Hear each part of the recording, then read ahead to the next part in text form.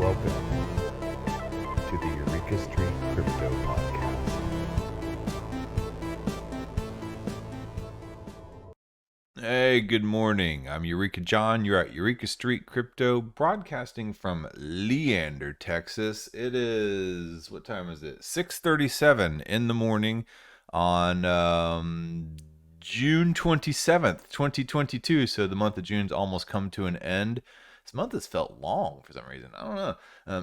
Anyway, this is episode number 469.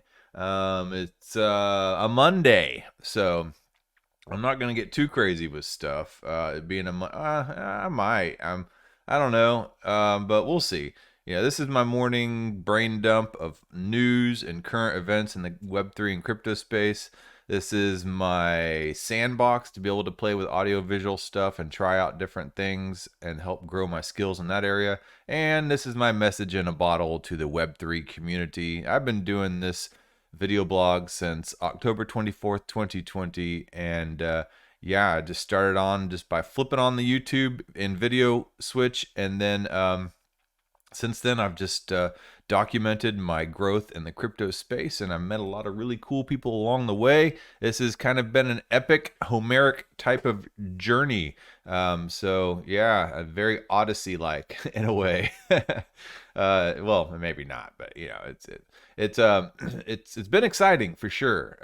Watching the market and just coming along, all the different people I've met along the way who've added to my experience in this crypto space. So yeah, and right now, you know, everything's kind of, you know, in a bear market, and that's okay. You know, I went through a 2020 crash. I got into crypto just right during the 2018 crash, actually. So I never really saw the 2017 crypto party.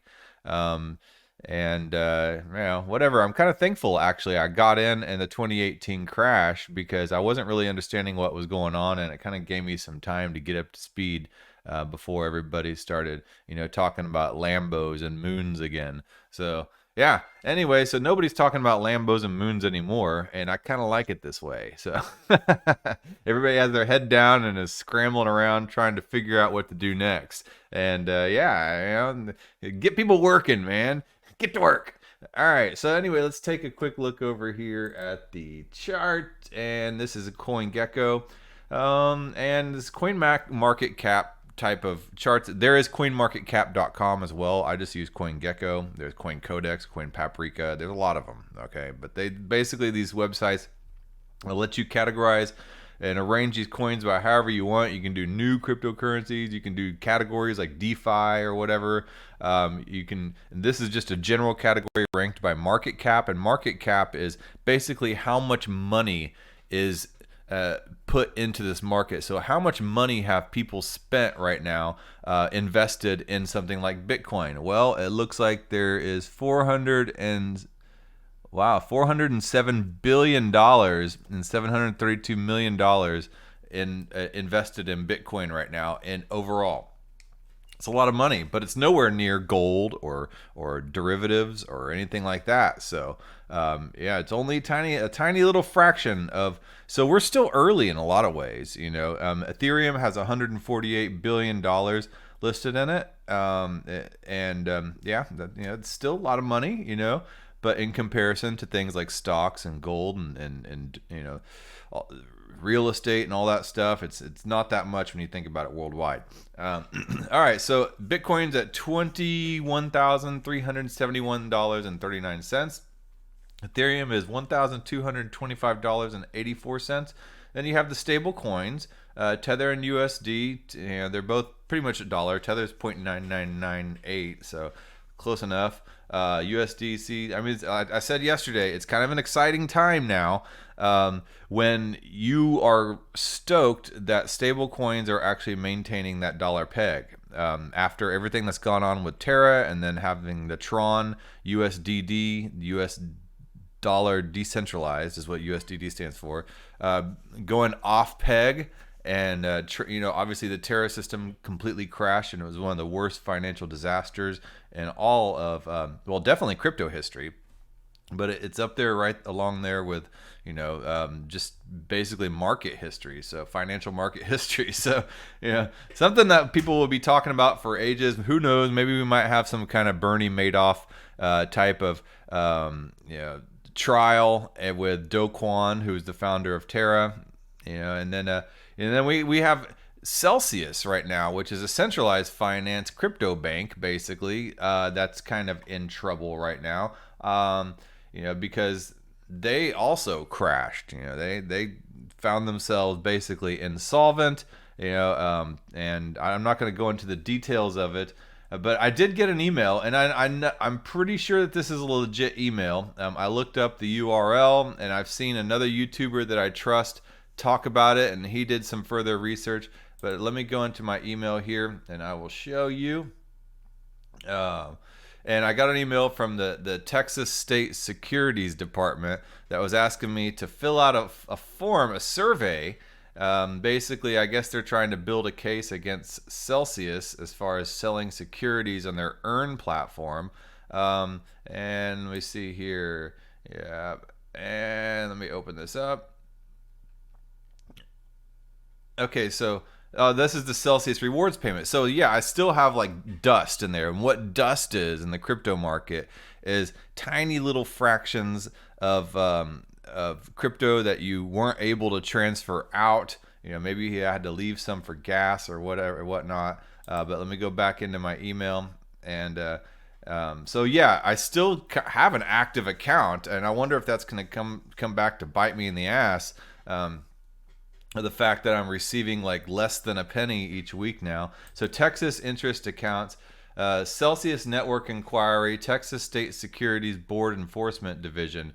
And I looked up the website, and it is legit. I've seen Digital Asset News, Rob over there, thoroughly go into it and examine it. And I trust his perspective and opinion because he's been...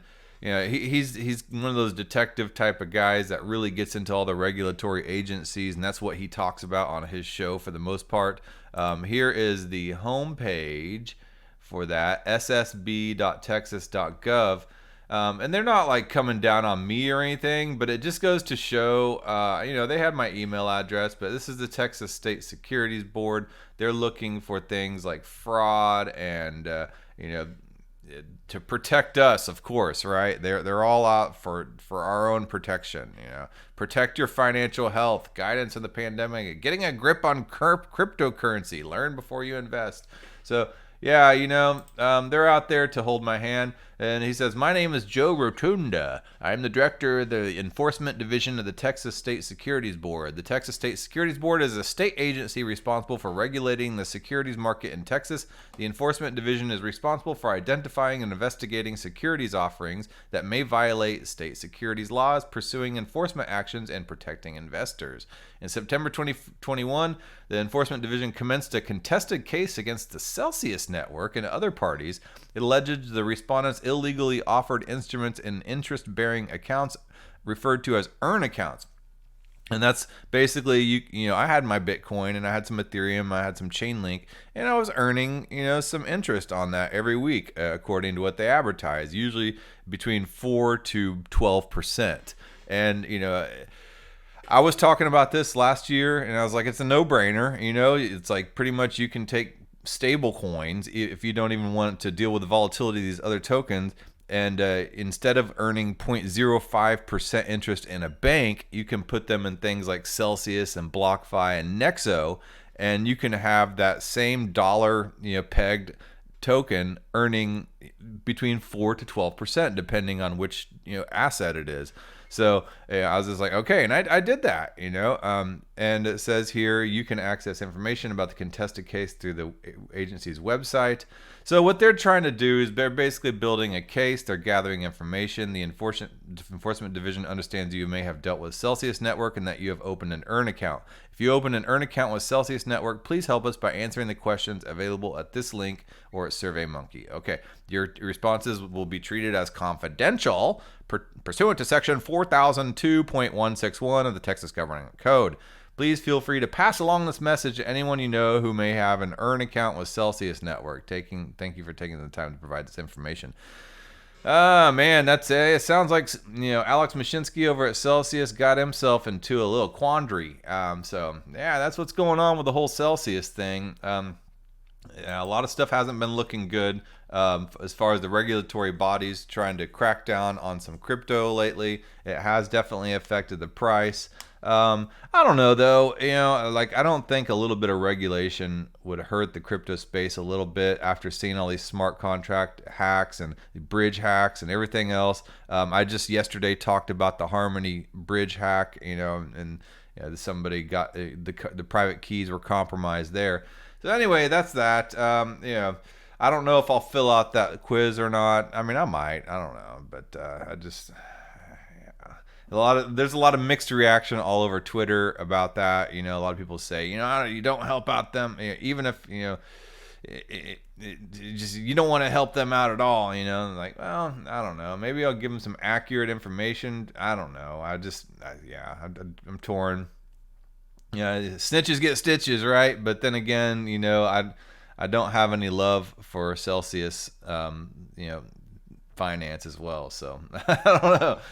Anyway, so let's see here. XRP is at 36 cents, up 11.5%. Cardano is up 4.2% to 50 cents. Solana up 18.5%. The Doge up 27.4%, and Polkadot up 8.1% to $8.11. Anyway, I want to talk a little bit about Polkadot too. I've always just kind of like avoided the topic, like what the hell is Polkadot, And Polkadot, it's not really like a layer one blockchain. I mean, it is, but it's kind of like a blockchain that helps you build other blockchains, is what I'm finding out.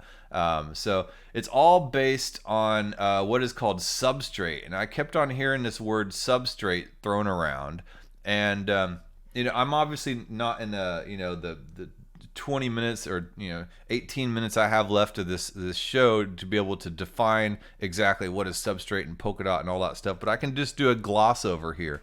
But substrate, I've been studying Origin Trail, and I met a guy from Kilt Protocol at an event around Consensus, and they're all talking about, it's built based using Polkadot, so Origin Trail, it uses Polkadot, and then so does Kilt Protocol, and then so do a lot of other blockchains. They're based not necessarily using Polkadot, but they're using the substrate layer of Polkadot designed by the company Parity, okay? And not parody like, haha, parody, I'm doing a parody of, a TV show, but Parity, Parity. That's the company that has built the substrate. And so let's take a look here and try to go in here. And I just did a search on it. What is substrate? Blockchain substrate. All right.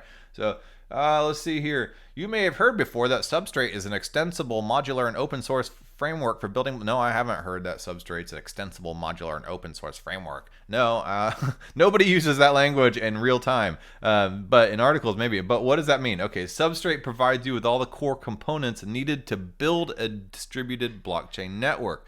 So what are the core components? A database, networking, transaction queue, and consensus.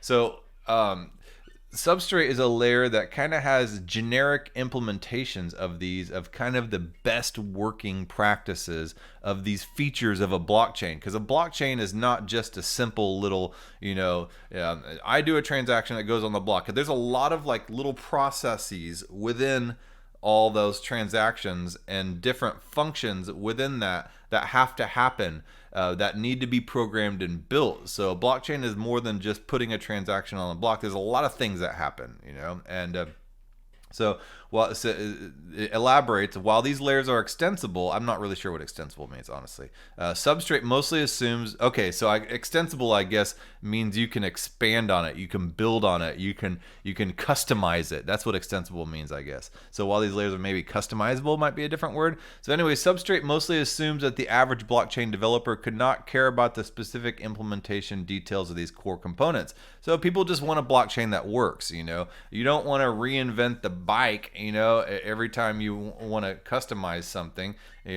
So instead, Substrate's core philosophy is to make a development of a blockchain state transition function as flexible and as easy as possible. This layer is called the Substrate runtime. So I guess, like, for instance, too, I used to own an Isuzu Hombre, which is a truck, like a little truck, and it's built on the exact same assembly line as the Ford S10. Now, Isuzu and Ford, supposedly like a Japanese and an American truck company, but they look almost identical except for just a couple little things that are kind of tweaked here and there. But they're made on the exact same assembly line, so they're made with the exact same framework. So somewhere, somebody built some kind of assembly line, and they said, this assembly line makes this type of truck, and it is configured to build this type of truck. Now, you can put whatever branding and little tweaks and little extensible things on there that you want to do, but this is the basic function. It builds a truck that operates, and it's tried and true and tested, and that truck is what is being sold. And like I said, you can brand it and tweak it however you want. So it's kind of, I guess, in a way, what Polkadot is trying to, what Substrate does. And Polkadot, the blockchain, is built on top of Substrate. So you can build any blockchain on top of this framework to build blockchains. So, and it goes through what is a blockchain and all this stuff, and it goes through, what consensus layers are, all the different things in the Substrate runtime. So far, we've touched on the blockchain components that Substrate provides to you. As you have read, Substrate has made every effort to stay as generic and extensible as possible. So generic and customizable as possible, I guess. However, arguably the most customizable part of Substrate is its modular runtime. The runtime is Substrate's state transition function that we mentioned earlier. So it's the state transition is the little, I believe that the part where it goes from one transaction to the next, and in order to set up for the next transaction, it has to run the hashing algorithm to produce the next block hash that will need to be found. As far as I know, that's in mining proof of work. So I'm probably wrong on that, actually, but don't quote me on it. Okay, so let's go to this other page here, Substrate in a nutshell. This is the Parity.io blog, so you can find all this information. This first one was at Sean Tabrizi, SHAWNTABRIZI.com, and then this one is Parity.io. This is the company Parity. So what is a substrate? And according to the Oxford Dictionary, a substance or a layer that underlies something on which some process occurs. As the name suggests, substrate may be used to grow or build something on it. In our case, we build blockchains, or in the case of Polkadot, a whole family of blockchains. All right. So, like even you're building a house, you have like a standard way to make a foundation, you use rebar, you use concrete, and there's specific ways to level it out and all that. You don't need to go reinvent all that way to create a foundation. And it's kind of what is going on here. You don't need to go reinvent the wheel and how to create a blockchain in some weird type of way, when a kind of a general purpose way will work for a lot of stuff, so people can start focusing on what they want to build rather than building the mechanics of a blockchain each time. So let's see here. So the history of computer science shows that we're constantly getting more and more abstract, from discrete logic to integrated circuits into CPUs, and then from machine code to assembly, from assembly to C, and then to C++, and then Rust and Haskell and so on. The same happens with programming, application programming interfaces, APIs. For example, these days almost no one writes for a web in plain HTML.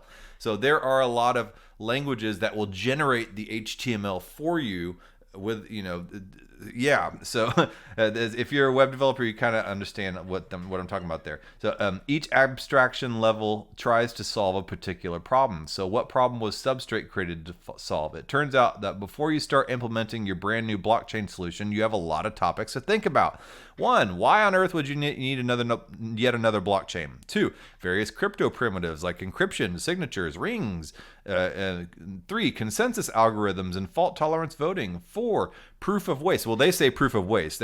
Obviously, this author's biased, but it's proof of work. Do you want a proof of work? Do you want a proof of stake blockchain? Do you want proof of authority, or maybe something entirely different? 5, block structure and efficient storage, message serialization. 6, peer-to-peer networking, peer discovery, block and transaction gossip.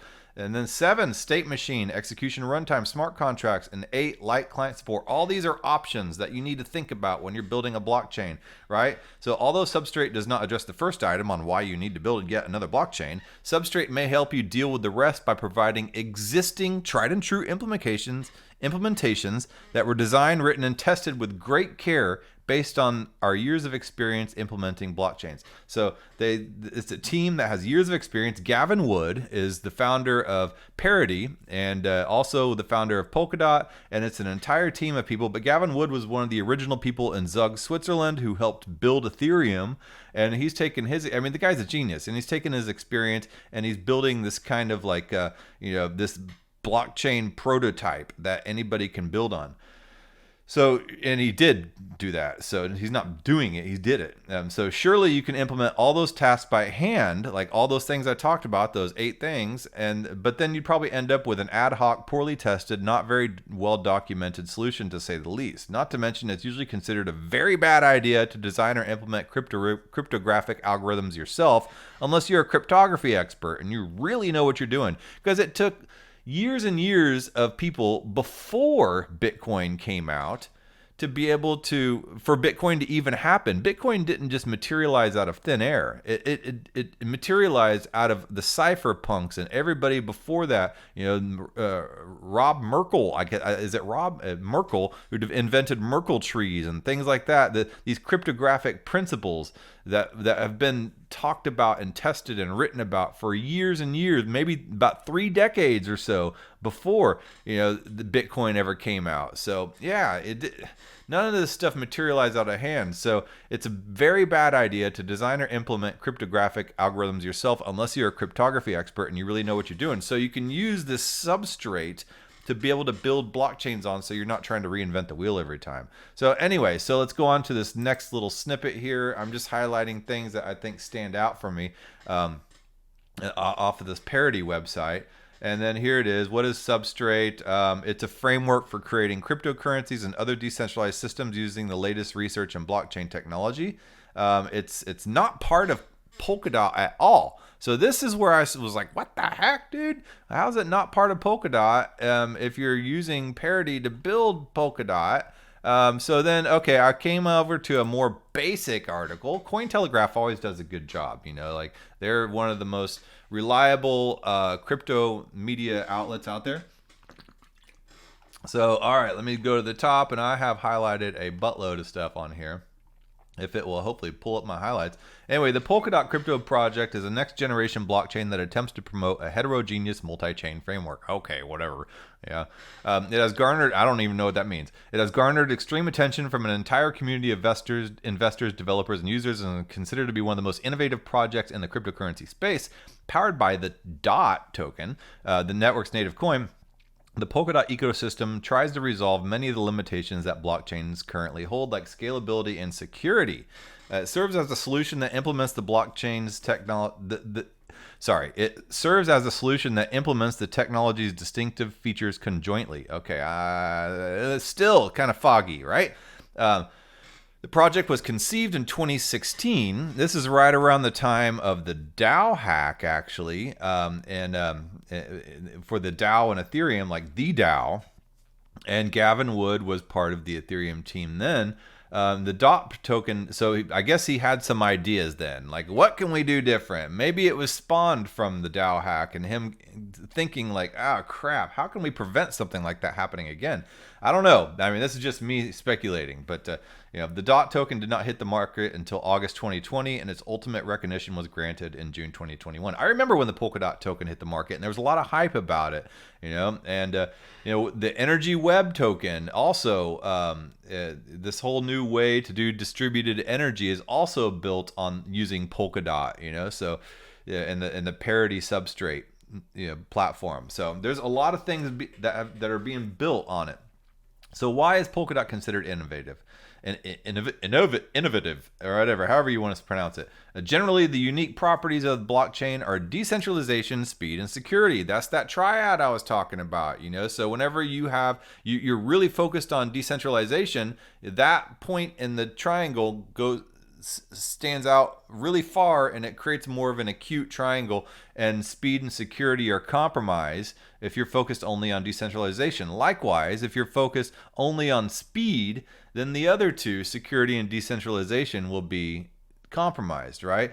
So generally the unique properties of blockchains are decentralization, speed, and security in a trustless environment. While most blockchains tend to offer one or just a few of these distinguishing traits, the current architecture is not built to sustain all the features at once. So that is like, the holy grail is this blockchain that has all three of those in perfect alignment. Decentralization, speed, and security. And nobody's really been able to totally achieve that quite yet. Ethereum, for instance, is the most popular blockchain platform for dApps. Still, it's currently not very scalable and carries exceptionally high fees, particularly when traffic on the platform is high. EOS, on the other hand, who talks about EOS anymore anyway, secures fast and zero-fee transactions at the expense of decentralization. So when was this written? I'm just curious. This was written, I don't see a date on this, but it looks like it's probably written in maybe 2021, late 2021. So anyway, why is Polkadot? Okay, so all these networks are isolated from each other with little to no information exchange between them. So there's no interoperability. And yesterday we talked about the Harmony bridge hack. There's the Ronin bridge hack from Axie Infinity. There's been the wormhole bridge hack in Solana. There's been a lot of bridge hacks because people are trying to bridge these blockchains to get them to talk to each other. But the problem is that bridges, and even in real life, bridges are very vulnerable. When you think about an army invading a country, what's one of the first things they do besides cutting off the food supply? Well, a lot of times they cut off the food supply by blowing up bridges. So think of different banks, for example, that were not allowed to interact. We would not be able to transfer money smoothly from one bank to another because banks in a lot of cases are not very interoperable. You get some weird small town bank, and you have Bank of America, and a lot of times it takes forever for those checks to clear between the two banks. So think of emails. Their interoperability allows us to transfer information from a Yahoo to a Gmail account. Email is totally interoperable. It doesn't matter whether you have a Hotmail, Hotbot, Gmail, Kazaa, or not Kazaa, but you know what I'm talking about, Alta Vista, all these old ones. Netscape Navigator account, whatever, Gmail account, all emails will send back and forth to each other because they're using a type of protocol that transcends or is underneath all these different email account platforms. So that's kind of what Substrate is trying to be, is this blockchain producing layer underneath all these different blockchains. So currently, a lack of interoperability is preventing the mass adoption of blockchain technology. Polkadot aims to fill this gap. What is the Polkadot network in crypto? In simple terms, Polkadot is a blockchain with a core network, the relay chain, where other blockchains connect and communicate with each other. So Polkadot is the big honcho relay chain in the middle of the Polkadot network. It is built using the Parity Substrate. And by hosting blockchain, the relay chain also handles their security and transactions, allowing cross-chain interoperability between different blockchains to function seamlessly. So any blockchain built using the Parity Substrate layer can have immediate access to that relay chain for their security. So they don't have to focus on security. They can focus on what they want that blockchain specifically to focus on. And it can talk to any other blockchain seamlessly that uses that Parity Substrate. So that's pretty cool. So the Kilt blockchain could talk to the Origin Trail blockchain seamlessly. Origin Trail blockchain could talk to the Energy Web blockchain completely seamlessly. Energy Web blockchain could talk to the Kilt blockchain completely seamlessly with no issues in real time, pretty much, I think. I don't know. I'm speculating. I think so. So as a matter of fact, besides sending DOT tokens across blockchain, Polkadot also allows them to communicate and exchange actual data. And I can see this becoming very practical with the Energy Web token and the Origin Trail token, for them to be able to transact real-time IoT type of data.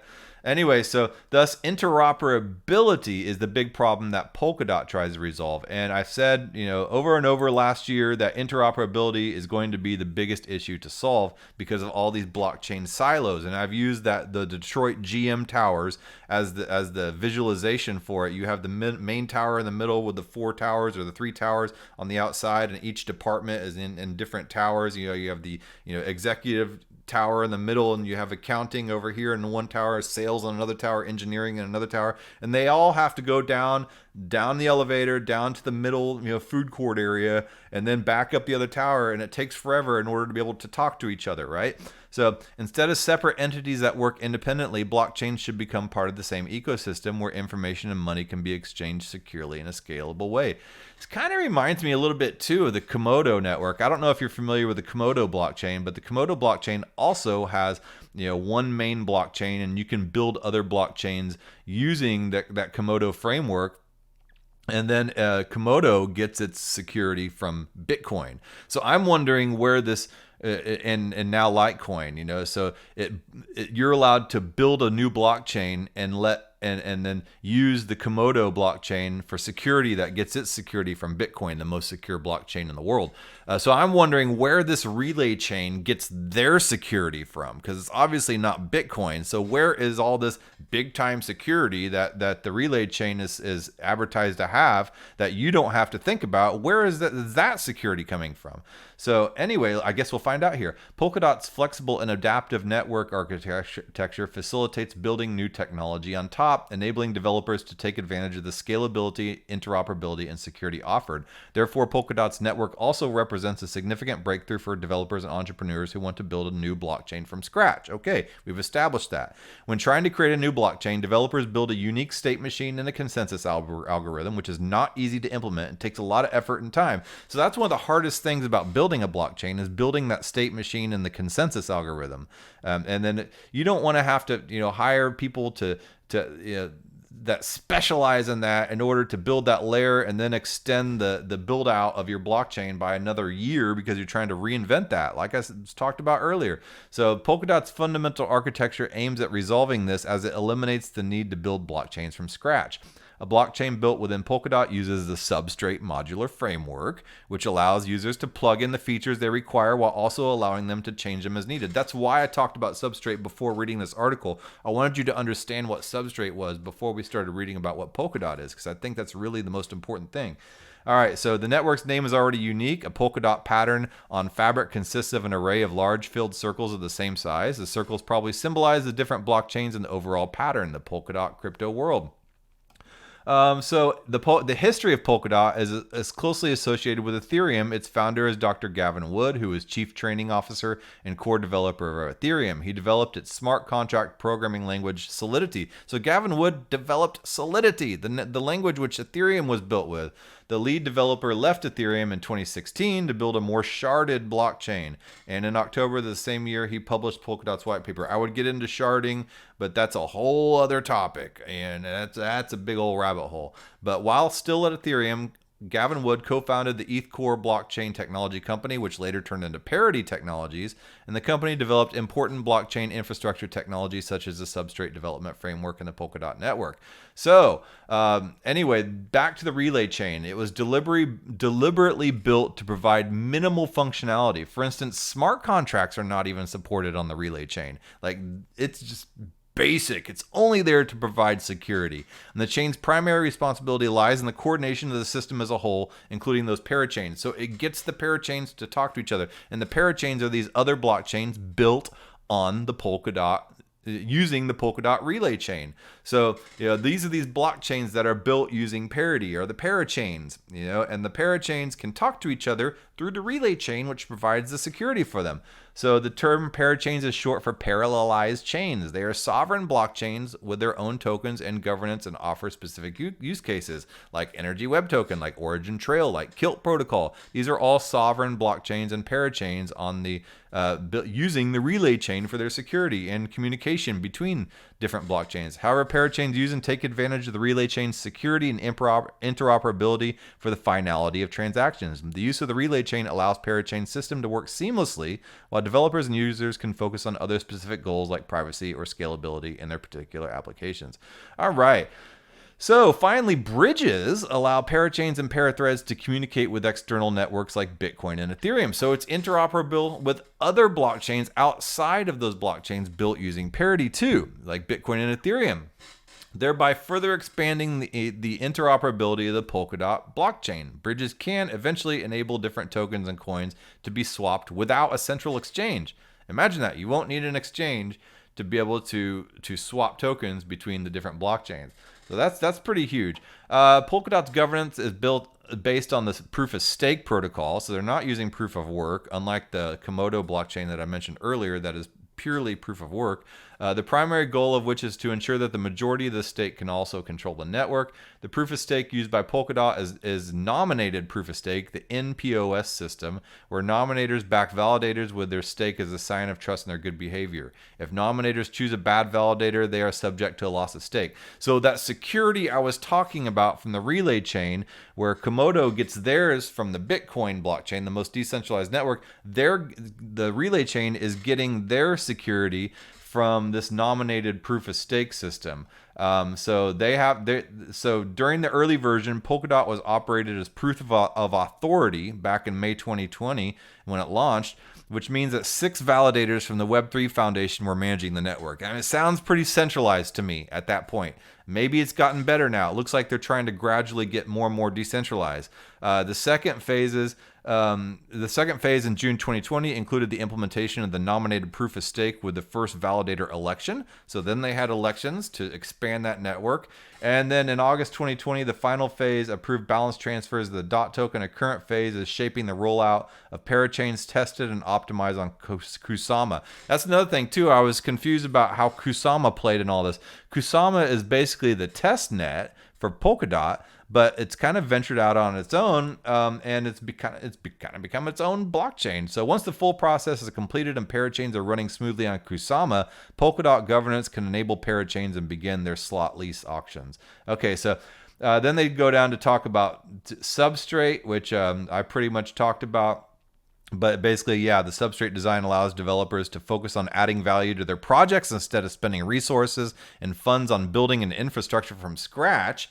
All chains that use Substrate are compatible with Polkadot, with seamless access to the interoperable ecosystem of parachains, applications, and resources. The pioneers of the blockchain industry who created Substrate envisioned a system that could overcome limitations of previous generation networks and intended to offer developers a building tool that avoided developing and optimizing a blockchain from its foundations. So yeah, although synergetic, Polkadot and Substrate are not dependent on each other. So Polkadot and Substrate are independent.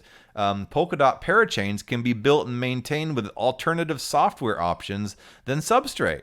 So yeah, you don't have to have the Substrate to build your parachain. You can still build your customizable, crazy ass, wowzo type of blockchain, and you can use the relay chain for your security. So while chains on Substrate do not need to be connected to Polkadot or Kusama as well. So anyway, yeah, Kusama is the experimental development platform for Polkadot. Kusama has a lower economic barrier entry than Polkadot. Therefore, launching a parachain or becoming a validator is much easier and requires less staking of the DOT tokens, because you have to stake your DOT tokens in order to run a validator on Polkadot. And on Polkadot, it's a lot. On Kusama, it's not as much. But then, so you get speed, but the security kind of is not near what Polkadot would offer. But, it doesn't always matter for whatever business you're trying to do. You don't always, some businesses just want speed. You just sending arbitrary data, not like life-changing transactions. So Polkadot versus Bitcoin. Polkadot Network and Bitcoin are somewhat different in the functionality and goals they aim to achieve. While Bitcoin is en route to becoming the first global decentralized network for payments, Polkadot seeks to grow into a multi-chain platform that allows interoperability between blockchains to leverage token, data, and communication exchange. A Polkadot business looks for a blockchain network protocol to enable arbitrary data to be transferred across blockchains, right? However, a Bitcoin business is interested in an innovative payment network and a new kind of money powered by blockchain. From a technological perspective, the main difference is the mining process and consensus algorithm. Bitcoin uses proof of work, and Polkadot adopts that nominated proof of stake. that we've seen earlier in this guide. Now, Bitcoin is the most decentralized secure network in the world. That Komodo blockchain I was talking about that kind of acts like Polkadot here, building its own, providing a framework with which to build blockchains on. They use Bitcoin as their security. Polkadot Relay Chain uses this nominated proof of stake validator system as their security. Obviously, Bitcoin is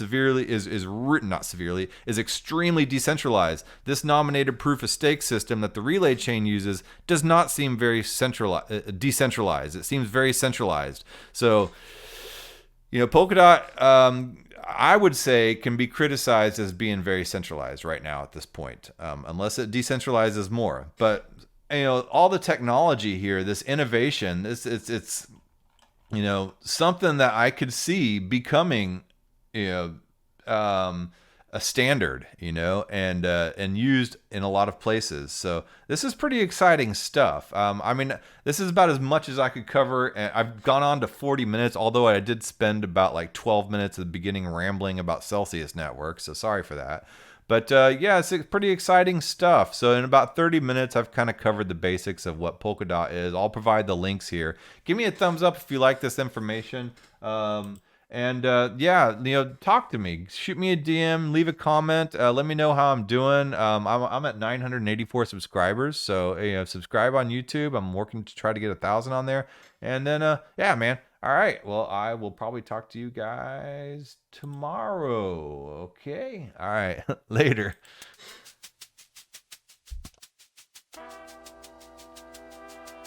Thank you for making it to the end of this program. If you actually like this content, give a thumbs up. And if you want to hear more, just hit the subscribe button. I'm available on YouTube, Odyssey, and BitChute, and on all the major podcasting platforms in audio version. Spotify specifically. If you would like to follow and leave a review, that would help a lot. I am also available on Twitter at EurekaJohn1. That's EUREKA John, JOHN, and the number 1. My DMs are always open. Feel free to shoot me a message. Thanks again.